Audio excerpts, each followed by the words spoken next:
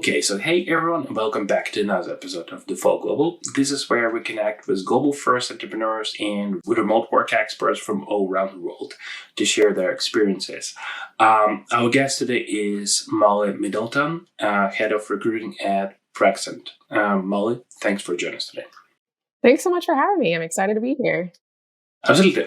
Molly, super excited to have you here with us today. And could you maybe start and tell us a few words about your journey into recruiting and into HR, which has led you to become the head of recruiting at Praxent? Yeah, for sure. I always say that I was one of those weird people that knew what they wanted to do when they were younger. So I always knew that I wanted to be in HR. So I got my degree in human resources from the University of Texas at Dallas. While I was completing my degree, I started working as the HR assistant at a hospital in Dallas. I supported the department, maintaining records, working on licensures, renewals, and then got promoted into the generalist role, where I took on more related to employee relations, compliance, reporting, things like that. Once I graduated, I took a position in recruiting as a recruiting coordinator for Capital One. And I hosted like seasonal professionals coming in for like a day's worth of interviews, and then hosted the consensus meetings. Got promoted into the senior coordinator role, which led me to the campus recruiting side of the business, working directly with the college students and our interviewers to ensure that everyone had a good experience. After that, I took a job at Google as their recruiting coordinator, and that's what landed me in Austin. So I supported the recruiting function there. And then through that is how I found Praxent. And that was next month, it'll be 5 years. So the first 3.5 years, I was helping build out the recruiting function because we didn't have that, or Praxent didn't have that at the time of my joining. Now that's still part of my role. And then the other half of my role is managing all of our outsourced engineering projects. Okay, I didn't know that. So, after hearing about your journey from Capital One, Google to Praxent, it's clear you have seen a lot. So, Oh yeah. how have this varied experiences, shaped how you recruit, and could you maybe share some key takeaways from those places you worked? Mm-hmm. Yeah, absolutely. Different. I mean, all of the businesses are so different. So learning the different, what all of them do, how they make themselves stand out, and then just experience, I think, is key. So you just learn about, I guess, the different candidates and how to provide a really good experience, what makes a company competitive. I would say those are probably some of the few things. Awesome. And so speaking about adapting, let's talk about topics that I guess reshape the workplace globally. So in your article about Praxent being a sort of global family, you shed light on the diverse team setup. So could you give us more insights into how Praxent keeps a strong global culture and manages a team that's spread across different time zones and places? Yeah, we've definitely gotten creative over the years. Have been willing to admit when things didn't go as expected, or when we just didn't have a good idea altogether, and then pivot from there.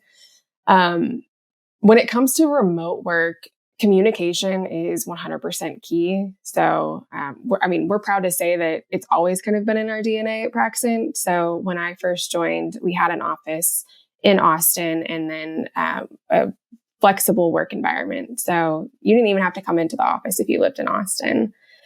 And then once the pandemic hit and everyone was remote, we really learned how the folks that were going into the brick and mortar every day gained a greater empathy and understanding for the people that were outside of Texas or in Latin America. So now I would say, I mean, we host yearly in-person get-togethers for all of our countries, since we're in Latin America and in the United States, for all of our areas. So it's really fun to see everybody get together. Um, and then one of the other things that I would say that we do related to our culture is our career ladders. That's one thing that people are really excited about. So we have a career ladder for our team to follow for that has clear expectations as to the role, responsibilities, and deliverables for each team member. We have a can-done operating system now that talks about the efficiencies of our team. So that would be a couple things. We also maintain a what we call a huddle every Friday. So we get to come in as an organization and celebrate each other's wins and what's been going well that week too. Okay, and moving onto like a global stage certainly requires this unique approach, right? Mm-hmm. So, like you mentioned, you hire like guys from different time zones and countries. So, how does like a Praxent navigate global hiring, and what are the maybe key factors considered to ensure that the team meets the needs of clients worldwide? Mm-hmm. We're fortunate in that our recruitment team has really become extremely successful in our global hiring. We try to maintain hiring within our time zone just to make it easier on everybody. So that's why we got into Latin America. So we're big on building relationships. Even if we don't have a role available at that time, we do try to build relationships with all of our candidates so that when we do, it's, a right time, right opportunity for both Praxent and the candidates. Okay, and speaking about like initial motivation for you, like behind going global, I know that it wasn't your decision, but you're founders of your company, but still, I guess you have some insight. So, what sparked Praxent's move to start hiring globally, and how has this decision like fueled growth and maybe the quality of service offered to your clients? Yeah, I would definitely say knowing that there's just as qualified talent outside of the United States would be, I would say, probably the number one reason that we ended up going global. So that so just as qualified talent, and then access to like specialized skill sets. So there's certain areas in Latin America that have like a lot of experience in fintech, or a lot of experience in a specific technology as well.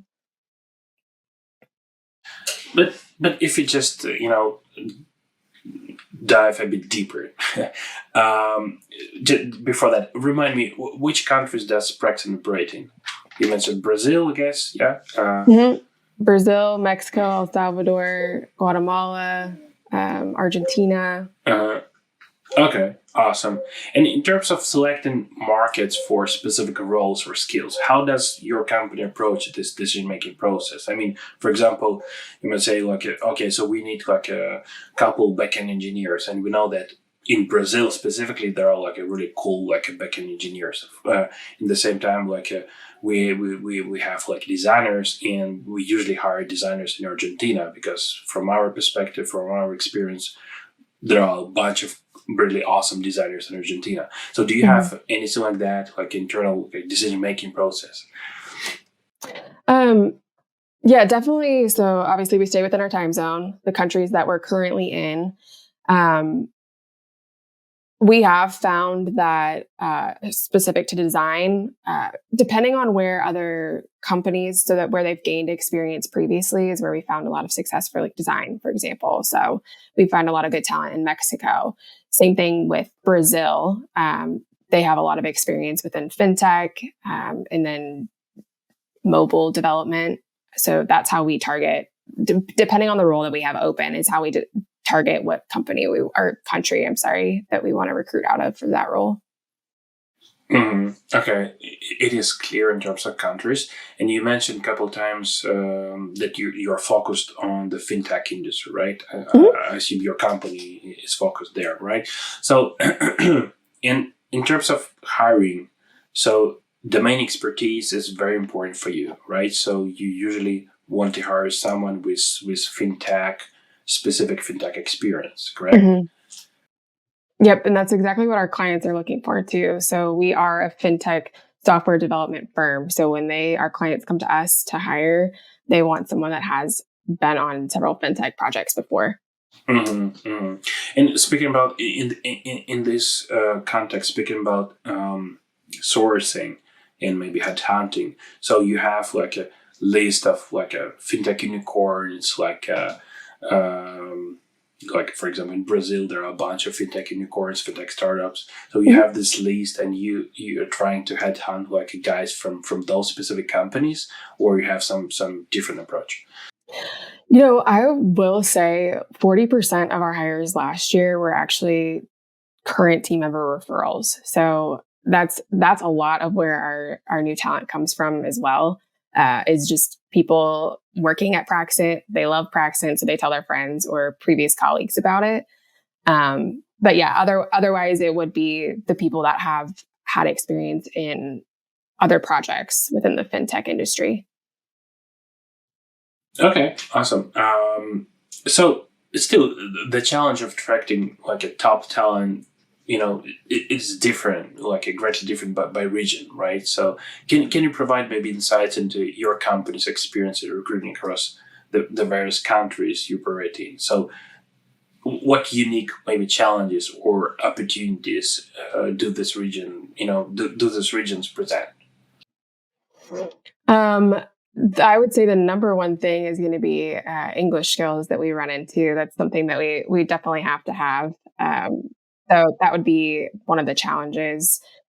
And especially also with remote work, that communication's key. So um, that would be one thing related to the different challenges. And then it's a blessing and a curse.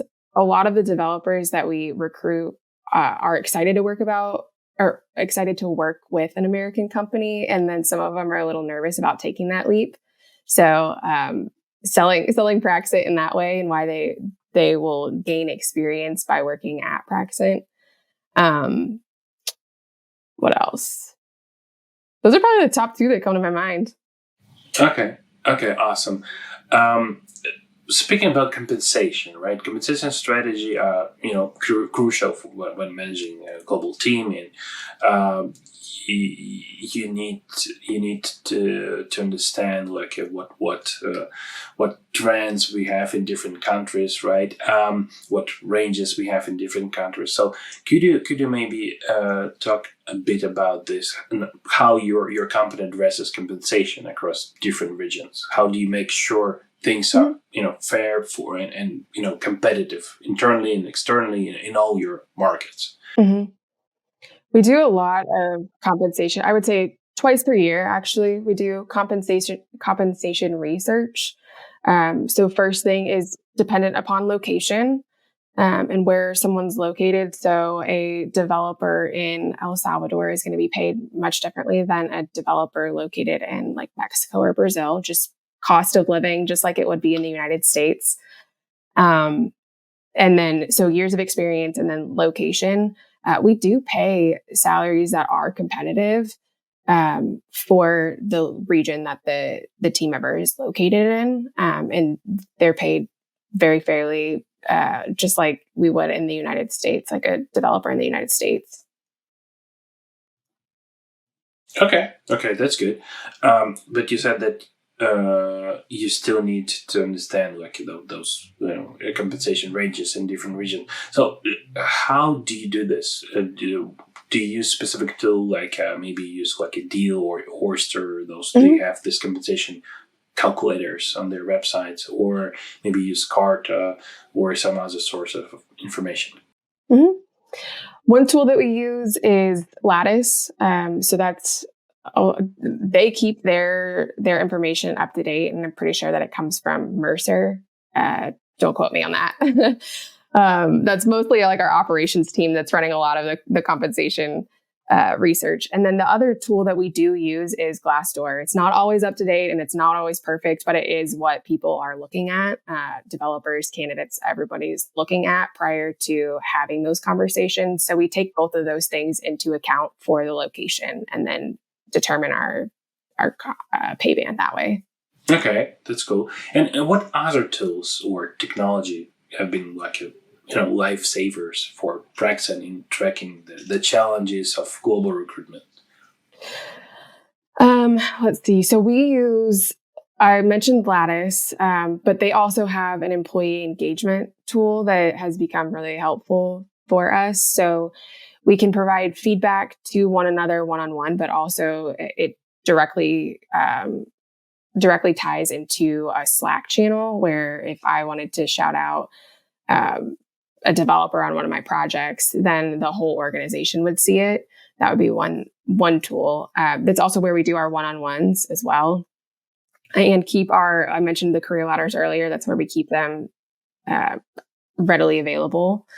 We use Guru for like a source of truth for all of our internal, it's like our World Wide Web internal. So we use Guru, and that's where we do a lot of our onboarding to just hopefully provide a seamless onboarding experience for everybody. And then obviously Slack, just a tool that keeps communication consistent. Of course, Slack there. Okay. But what about like compliance and payroll part? So in terms of hiring globally, how does understanding the financial regulations in different countries play into your strategy? Do you use maybe, again, like a Deal, Oyster, those import of record like tools, or you hire like those guys directly, like contractors, or maybe you have some entities locally? Can you talk more about this part? We don't have any business entities set up outside of the United States today. So all of our team members are independent contractors. And then we put them into Bamboo HR, which is the other tool that we use as our HRIS, where all of our US team is housed as well. Okay, that's fair enough. We have around like a 10K talent in our network, and I believe a significant portion of those guys would appreciate like maybe specific tips and advice on how to stand out among like thousands of applicants to become a part of maybe your wonderful team. How to stand out? Was that the question? Yeah, how to stand out like among those, tons of applicants. Oh yeah. Let's see. We actually do have a tool where in Greenhouse, which is the applicant tracking system that we use, that will automatically pass folks through that meet our basic qualifications. So location, English skills, things like that. Standing out, I would say, is someone that's really excited about the position. I know that software developers are highly sought after. So someone that's also excited about the position at Praxent, that is one way that I know that people have stood out in the past. And then having an understanding of what our recruitment process looks like. So it's been called the gauntlet before, but the first step is a phone interview.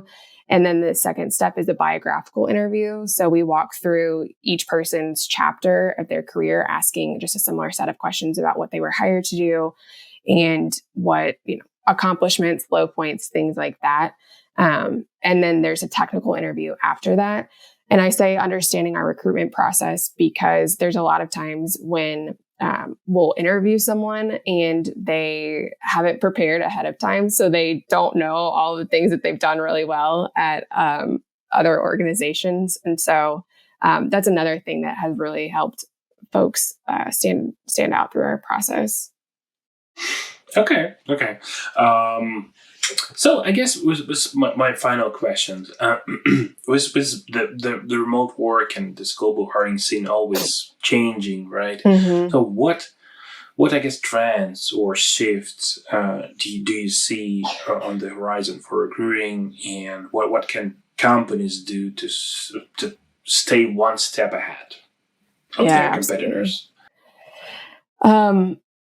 I see a lot of businesses adopting the hybrid work models, so allowing folks to work remote, but also in the office. So I would say that's definitely going to continue because it offers that flexibility while maintaining like a level of in-person collaboration. So more of the hybrid model coming back and employees wanting the option to be able to work remote.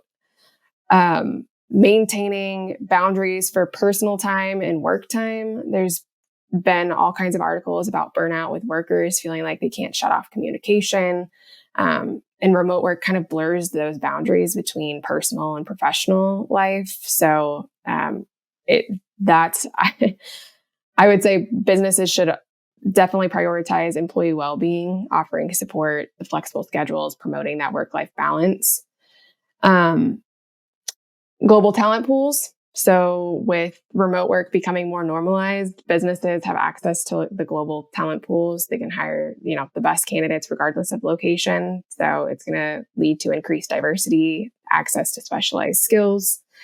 And then I would say the final thing would be cybersecurity and a technology investment. With remote work, businesses are facing increased cybersecurity risks due to like distributed networks and vulnerabilities for in-home office setups. So companies need to definitely invest in a robust cybersecurity measure and provide training to employees to mitigate some of those risks. Awesome. Thanks a lot, Molly, for sharing your insights on international hiring, on this remote first culture that you have at Praxent, on these challenges and obstacles of hiring globally. So we wish you and Praxent all the best in your journey, and keep up the great work and take care. Thanks so much for having me. It's been a blast.